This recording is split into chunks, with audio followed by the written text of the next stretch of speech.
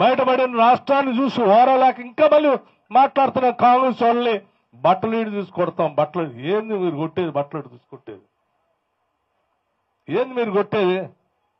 కాంగ్రెస్ వాళ్ళు ప్రజాస్వామ్యవాదులు కాబట్టి అడ్డగోలుగా ఏం మాట్లాడట్లేదు. ఒకవేళ నిజంగా నువ్వు ఆ పని చేయడానికి వస్తే వాళ్ళందరూ అడ్డం తిరిగితే మీరు బతుకుతారు అసలేడా?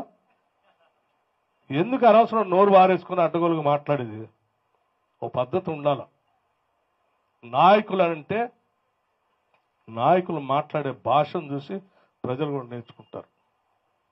పాలించే వాళ్ళ భాష లేకపోతే పాలించే వాళ్ళ ఆలోచన ఆ రాష్ట్ర భవిష్యత్తు ఆధారపడి ఉంటుంది. ఇట్లా వీధి రౌడీల్లాగా రోడ్డు మీదకి వచ్చేసి వాడిదంతా ఈడిదంతా, వాళ్ళ ఫంగి వీళ్ళ ఫంగి, వాడు బుడ్డరు కాని ఈడు బుడ్డరు కాని అని మాట్లాడితే ఏం సంస్కారం నేర్చుకున్నారు? ఇదే ఆ తెలంగాణ సంస్కృతి.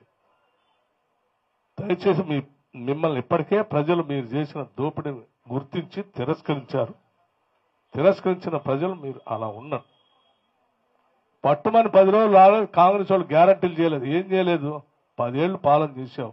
3 ఎకరాలు భూ పంపిణీ చేస్తా అని చెప్పావు. చేశావా? 10 ఏళ్లలో ఎవరికైనా భూ పంపిణీ చేశావా? 3 ఎకరాల భూమి దళిత గిరిజనులు పేదవాళ్ళకి చేస్తా అన్నావు. చేశావా? ఇంటికో ఉద్యోగం వస్తా అని చెప్పావు. ఇచ్చావా? 10 ఏళ్లు ఇవ్వలేదు కదా. ఇట్లా ఎన్ని చెప్పావు? నోటుకు వచ్చిన మాటలన్నీ అబద్ధాలు చెప్తాయి.